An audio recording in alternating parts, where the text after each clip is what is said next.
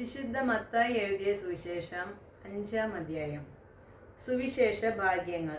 ജനക്കൂട്ടത്തെ കണ്ടപ്പോൾ യേശു മലയിലേക്ക് കയറി. അവൻ ഇരുന്നപ്പോൾ ശിഷ്യന്മാർ അടുത്തെത്തി.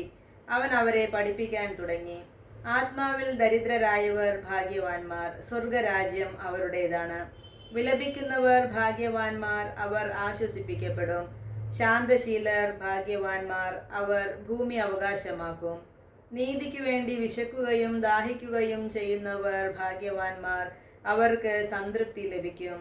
കരുണയുള്ളവർ ഭാഗ്യവാന്മാർ, അവർക്ക് കരുണ ലഭിക്കും. ഹൃദയശുദ്ധിയുള്ളവർ ഭാഗ്യവാന്മാർ, അവർ ദൈവത്തെ കാണും. സമാധാനം സ്ഥാപിക്കുന്നവർ ഭാഗ്യവാന്മാർ, അവർ ദൈവപുത്രരെന്ന് വിളിക്കപ്പെടും.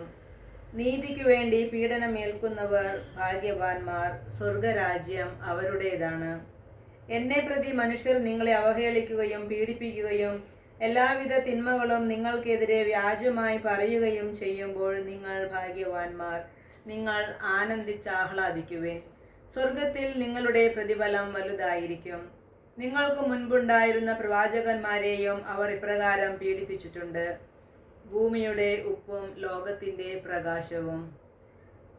നിങ്ങൾ ഭൂമിയുടെ ഉപ്പാണ്. ഉറകെട്ടു പോയാൽ ഉപ്പിനെ എങ്ങനെ വീണ്ടും ഉറ കൂട്ടും? പുറത്തേക്ക് വലിച്ചെറിഞ്ഞ് മനുഷ്യരാൽ ചവിട്ടപ്പെടാനല്ലാതെ മറ്റൊന്നിനും അത് കൊള്ളുകയില്ല. നിങ്ങൾ ലോകത്തിൻ്റെ പ്രകാശമാണ്. മലമുകളിൽ പണിതുയർത്തിയ പട്ടണത്തെ മറച്ചുവെക്കുക സാധ്യമല്ല. വിളക്ക് കൊളുത്തി ആരും പറയുടെ കീഴിൽ വയ്ക്കാറില്ല, പീഠത്തിന്മേലാണ് വയ്ക്കുക. അപ്പോഴത് ഭവനത്തിലുള്ള എല്ലാവർക്കും പ്രകാശം നൽകുന്നു. അപ്രകാരം മനുഷ്യർ നിങ്ങളുടെ സൽപ്രവർത്തികൾ കണ്ട് സ്വർഗസ്ഥനായ നിങ്ങളുടെ പിതാവിനെ മഹത്വപ്പെടുത്തേണ്ടതിന് നിങ്ങളുടെ വെളിച്ചം അവരുടെ മുൻപിൽ പ്രകാശിക്കട്ടെ. നിയമത്തിൻ്റെ പൂർത്തീകരണം. നിയമത്തെയോ പ്രവാചകന്മാരെയോ അസാധുവാക്കാനാണ് ഞാൻ വന്നതെന്ന് നിങ്ങൾ വിചാരിക്കരുത്. അസാധുവാക്കാനല്ല, പൂർത്തിയാക്കാനാണ് ഞാൻ വന്നത്. ആകാശവും ഭൂമിയും കടന്നു പോകുന്നതുവരെ സമസ്തവും നിറവേറുവോളം നിയമത്തിൽ നിന്ന് വള്ളിയോ പുള്ളിയോ മാറുകയില്ലെന്ന് സത്യമായി ഞാൻ നിങ്ങളോട് പറയുന്നു. ഈ പ്രമാണങ്ങളിൽ ഏറ്റവും നിസ്സാരമായ ഒന്ന് ലംഘിക്കുകയോ ലംഘിക്കാൻ മറ്റുള്ളവരെ പഠിപ്പിക്കുകയോ ചെയ്യുന്നവൻ സ്വർഗരാജ്യത്തിൽ ചെറിയവനെന്ന് വിളിക്കപ്പെടും. എന്നാൽ അതനുസരിക്കുകയും പഠിപ്പിക്കുകയും ചെയ്യുന്നവൻ സ്വർഗരാജ്യത്തിൽ വലിയവനെന്ന് വിളിക്കപ്പെടും. നിങ്ങളുടെ നീതി നിയമജ്ഞരുടെയും ഫരിസേയരുടെയും നീതിയെ അതിശയിക്കുന്നില്ലെങ്കിൽ നിങ്ങൾ സ്വർഗരാജ്യത്തിൽ പ്രവേശിക്കുകയില്ലെന്ന് ഞാൻ നിങ്ങളോട് പറയുന്നു. സഹോദരനുമായി രമ്യതപ്പെടുക. കൊല്ലരുത്, കൊല്ലുന്നവൻ ന്യായവിധിക്ക് അർഹനാകും എന്ന് പൂർവികരോട് പറയപ്പെട്ടതായി നിങ്ങൾ കേട്ടിട്ടുണ്ടല്ലോ. എന്നാൽ ഞാൻ നിങ്ങളോട് പറയുന്നു, സഹോദരനോട് കോപിക്കുന്നവൻ ന്യായവിധിക്ക് അർഹനാകും. സഹോദരനെ ഭോഷ എന്ന് വിളിക്കുന്നവൻ ന്യായാധിപ സംഘത്തിൻ്റെ മുൻപിൽ നിൽക്കേണ്ടി വരും. വിഡ്ഢി എന്ന് വിളിക്കുന്നവനാകട്ടെ നരകാഗ്നിക്ക് ഇരയായിത്തീരും. നീ ബലിപീഠത്തിൽ കാഴ്ചയർപ്പിക്കുമ്പോൾ നിന്റെ സഹോദരന് നിന്നോട് എന്തെങ്കിലും വിരോധമുണ്ടെന്ന് അവിടെ വെച്ച് ഓർത്താൽ കാഴ്ച വസ്തു അവിടെ ബലിപീഠത്തിന് മുൻപിൽ വെച്ചിട്ട് സഹോദരനോട് രമ്യതപ്പെടുക. പിന്നെ വന്ന് കാഴ്ചയർപ്പിക്കുക.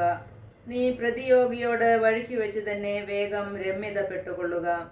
അല്ലെങ്കിൽ പ്രതിയോഗി നിന്നെ ന്യായാധിപൻ സേവകനും ഏൽപ്പിച്ചു കൊടുക്കും. അങ്ങനെ നീ കാരാഗൃഹത്തിൽ അടയ്ക്കപ്പെടും. അവസാനത്തെ ചില്ലിക്കാശും കൊടുത്തു വീട്ടുവോളം നീ അവിടെ നിന്ന് പുറത്തു വരികയില്ലെന്ന് സത്യമായി ഞാൻ നിന്നോട് പറയുന്നു. വ്യഭിചാരം ചെയ്യരുത്. വ്യഭിചാരം ചെയ്യരുത് എന്ന് കൽപ്പിച്ചിട്ടുള്ളത് നിങ്ങൾ കേട്ടിട്ടുണ്ടല്ലോ. എന്നാൽ ഞാൻ നിങ്ങളോട് പറയുന്നു, ആസക്തിയോടെ സ്ത്രീയെ നോക്കുന്നവൻ ഹൃദയത്തിൽ അവളുമായി വ്യഭിചാരം ചെയ്തു കഴിഞ്ഞു. വലതുകണ്ണ് നിനക്ക് പാപഹേതുവാകുന്നെങ്കിൽ അത് ചൂഴ്ന്നെടുത്ത് എറിഞ്ഞു കളയുക. ശരീരമാകെ നരകത്തിലേക്ക് എറിയപ്പെടുന്നതിനേക്കാൾ നല്ലത് അവയവങ്ങളിൽ ഒന്ന് നഷ്ടപ്പെടുകയാണ്. വലതുകരം നിനക്ക് പാപഹേതുവാകുന്നെങ്കിൽ അത് വെട്ടി ദൂരെ എറിയുക. ശരീരമാകെ നരകത്തിൽ പതിക്കുന്നതിനേക്കാൾ നല്ലത് അവയവങ്ങളിൽ ഒന്ന് നഷ്ടപ്പെടുന്നതാണ്. വിവാഹമോചനം. ഭാര്യയെ ഉപേക്ഷിക്കുന്നവൻ അവൾക്ക് ഉപേക്ഷാപത്രം കൊടുക്കണം എന്ന് കൽപ്പിച്ചിട്ടുണ്ടല്ലോ. എന്നാൽ ഞാൻ നിങ്ങളോട് പറയുന്നു, പരസംഗം നിമിത്തമല്ലാതെ ഭാര്യയെ ഉപേക്ഷിക്കുന്നവൻ അവളെ വ്യഭിചാരിണിയാക്കുന്നു. ഉപേക്ഷിക്കപ്പെട്ടവളെ പരിഗ്രഹിക്കുന്നവനും വ്യഭിചാരം ചെയ്യുന്നു. ആണയിടരുത്.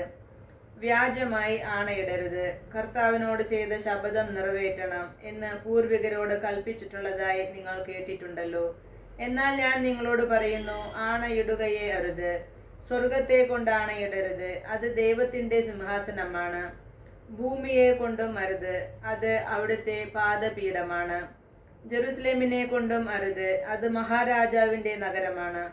നിന്റെ ശിരസിനെ കൊണ്ടും ആണയിടരുത്, അതിലെ ഒരു മുടിയിഴ വെളുപ്പിക്കാനോ കറുപ്പിക്കാനോ നിനക്ക് സാധിക്കുകയില്ല. നിങ്ങളുടെ വാക്ക് അതെ അതെ എന്നോ അല്ല അല്ല എന്നോ ആയിരിക്കട്ടെ. ഇതിനപ്പുറമുള്ളത് ദുഷ്ടനിൽ നിന്ന് വരുന്നു. തിന്മയെ നന്മ കൊണ്ട് ജയിക്കുക. കണ്ണിനു പകരം കണ്ണ്, പല്ലിനു പകരം പല്ല് എന്ന് പറഞ്ഞിട്ടുള്ളത് നിങ്ങൾ കേട്ടിട്ടുണ്ടല്ലോ. എന്നാൽ ഞാൻ നിങ്ങളോട് പറയുന്നു, ദുഷ്ടനെ എതിർക്കരുത്.